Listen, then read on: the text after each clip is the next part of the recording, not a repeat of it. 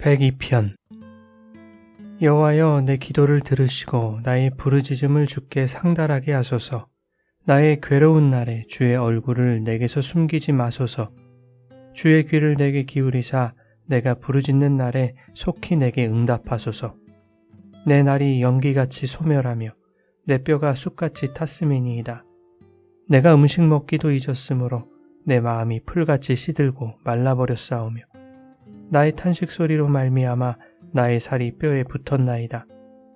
나는 광야의 올빼미 같고 황폐한 곳에 부엉이같이 되었사오며 내가 밤을 새우니 지붕 위에 외로운 참새 같으니이다.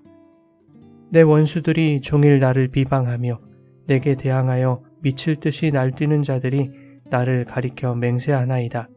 나는 죄를 양식같이 먹으며 나는 눈물 섞인 물을 마셨나이다. 주의 분노와 진노로 말미암음이라. 주께서 나를 들어서 던지셨나이다. 내 날이 기울어지는 그림자 같고 내가 풀에 시들어짐 같으니이다. 여호와여, 주는 영원히 계시고 주에 대한 기억은 대대에 이르리이다. 주께서 일어나사 시온을 긍휼히 여기시리니 지금은 그에게 은혜를 베푸실 때라. 정한 기한이 다가옴이니이다. 주의 종들이 시온의 돌들을 즐거워하며 그의 티끌도 은혜를 받나이다. 이에 문 나라가 여호와의 이름을 경외하며 이 땅의 모든 왕들이 주의 영광을 경외하리니 여호와께서 시온을 건설하시고 그의 영광 중에 나타나셨음이라. 여호와께서 빈궁한 자의 기도를 돌아보시며 그들의 기도를 멸시하지 아니하셨도다. 이 일이 장래 세대를 위하여 기록되리니 창조함을 받을 백성이 여호와를 찬양하리로다. 여호와께서 그의 높은 성소에서 굽어보시며 하늘에서 땅을 살펴보셨으니 이는 갇힌 자의 탄식을 들으시며 죽이기로 정한 자를 해방하사 여호와의 이름을 시온에서 그 영예를 예루살렘에서 선포하게 하려 하심이니라. 그때에 민족들과 나라들이 함께 모여 여호와를 섬기리로다. 그가 내 힘을 중도에 쇠약하게 하시며 내 날을 짧게 하셨도다. 나의 말이 나의 하나님이여 나의 중년에 나를 데려가지 마옵소서. 주의 연대는 대대에 무궁하니이다. 주께서 옛적에 땅에 기초를 놓으셨사오며 하늘도 주의 손으로 지으신 바니이다. 천지는 없어지려니와 주는 영존하시겠고 그것들은 다 옷같이 낡으리니 의복같이 바꾸시면 바뀌려니와 주는 한결같으시고 주의 연대는 무궁하리이다. 주의 종들의 자손은 항상 안전히 거주하고 그의 후손은 주 앞에 굳게 서리이다 하였도다. 여러분, 좋은 아침입니다. 오늘도 말씀의 은혜가 여러분의 삶에 풍성히 임하기를 소망합니다. 시편 102편은 표제어가 말해주고 있듯이 고난당한 자가 마음이 상하여 그의 근심을 여호와 앞에 토로하는 기도입니다. 이 시는 개인의 탄식시이면서 동시에 바벨론 포로기 이후 이스라엘 공동체가 겪는 고난을 호소하는 기도이기도 합니다. 이 시편의 저자가 누구인지는 알 수 없지만 그는 인생의 가장 깊고 어두운 절망을 지나고 있음을 알 수 있습니다. 쇠약해진 육체와 수처럼 타버린 마음, 외로움과 고독으로 눈물 짓는 날들 뿐입니다. 그러나 이 시인은 어둠과 절망의 시면에서 신앙의 반전을 경험합니다. 1절과 2절을 보면 시인은 고통과 절망의 상황 속에서도 하나님께 기도하고 있습니다. 이 기도가 자신이 겪고 있는 고난에 대한 절규와 한탄이라 할지라도 그가 하나님께 호소하고 있다는 것은 오직 하나님만이 이 고난의 시간을 지나가게 하실 것이라는 시인의 믿음이 반영된 것입니다. 3절부터 11절까지 시인은 자신의 고통을 가감없이 토로합니다. 내 날이 연기같이 소멸하며 내 뼈가 쑥같이 탔음이니이다.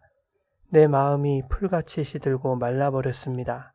내 탄식 소리로 말미암아 내 살이 뼈에 붙었나이다. 내 뼈가 쑥같이 탔다는 것을 시인이 심한 열병을 앓았다는 것으로 보기도 합니다. 고통스러운 상황 때문에 열병이 생겼는지, 열병 그 자체가 문제였는지는 알 수 없지만 시인은 육체적 질병 때문에 피골이 상접한 상태입니다. 시인은 6절에 볼품없는 자신을 광야의 올빼미와 황폐한 곳의 부엉이 같은 부정한 새에 비유합니다. 그래서 사람들이 자신을 부정한 새처럼 여기고 또한 자신을 피한다고 토로하고 있습니다. 그래서 7절에는 자신을 외로운 참새와 같다고 말하고 있는 것이죠.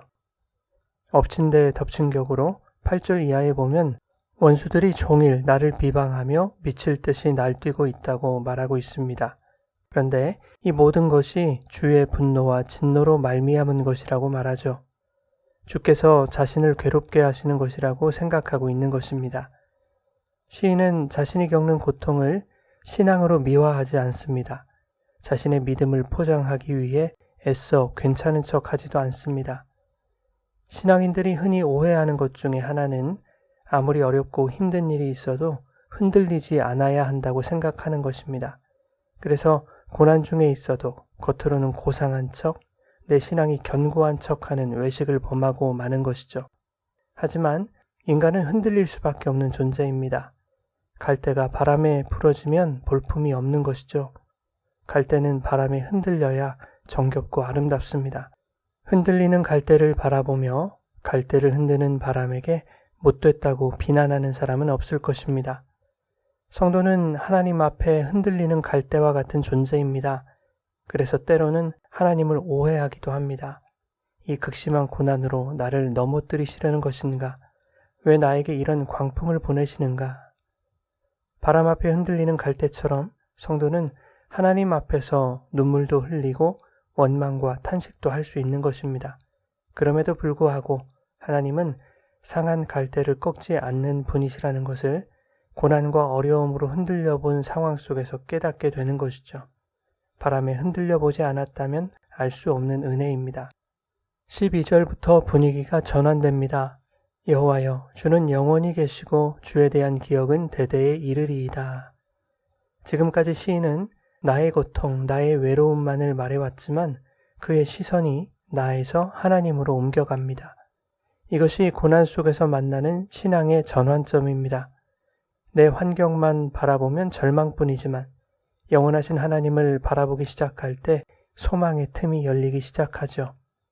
13절의 시인은 하나님의 정하신 때가 있다는 사실을 깨닫습니다. 정한 기한이 되면 하나님이 자기 백성을 회복시키실 것이라고 말합니다. 이것은 바벨론에 의해 파괴된 예루살렘을 다시 일으키는 하나님께서 시온을 돌보실 때라는 의미이기도 합니다. 14절에는 그때가 되면 시온에 있는 돌들도 기쁨이 되고 티끌도 은혜를 받는다고 말합니다. 나는 쇠약해지고 내 인생은 그림자처럼 사라지겠지만 하나님은 때가 되면 시온을 긍휼히 여기시고 무너진 예루살렘의 돌무더기조차 회복의 시작점으로 삼으시는 분인 것처럼 고난과 고통은 끝이 아니라 하나님이 새 일을 시작하는 자리라는 것을 보여줍니다. 그래서 시인은 17절에 하나님은 빈궁한 자의 기도를 돌아보시고 그 기도를 멸시하지 않는 분이라고 고백하고 있는 것이죠. 그러나 시인은 다시 자신이 처한 형편을 보기 시작합니다. 23절에 하나님이 자신의 인생을 쇠약하게 하셔서 수명을 짧게 만드셨다고 말하죠. 그래서 그는 자기를 중년에 데려가지 마시기를 간구합니다. 인생의 고통이 사라지고 장수하고 싶은 것은 인간의 당연한 욕구입니다. 하나님의 은혜의 때가 있고 그분의 기한이 있음을 깨달아도 연약한 인간의 마음은 자꾸만 육적 자아의 요구를 듣게 됩니다. 신앙생활 내내 반복되는 지난한 싸움이 될 것입니다. 그러나 25절 이하에 말하고 있는 것처럼 하나님은 결국 성도들이 하나님의 영원하심과 위대하심을 고백하는 그 신앙의 고백 위에 굳게 서게 하실 것입니다. 땅의 기초를 놓으시고 하늘도 지으신 영존하시고 무궁하신 창조주 하나님 앞에서 재건된 예루살렘과 장래 세대 모든 교회와 성도들이 살게 될 것이라는 확신으로 본문을 마치고 있습니다. 사랑하는 여러분, 본문은 고난 속에서도 하나님을 놓지 않는 믿음의 길을 보여줍니다. 오늘 우리가 흔들리는 갈대처럼 눈물 흘릴지라도 상한 갈대를 꺾지 않으시는 주님은 여전히 우리를 붙들고 계십니다. 내 삶이 연기처럼 사라지는 것 같아도 하나님은 영원히 변하지 않으시는 당신의 은혜 위에 우리의 믿음을 세우실 것입니다.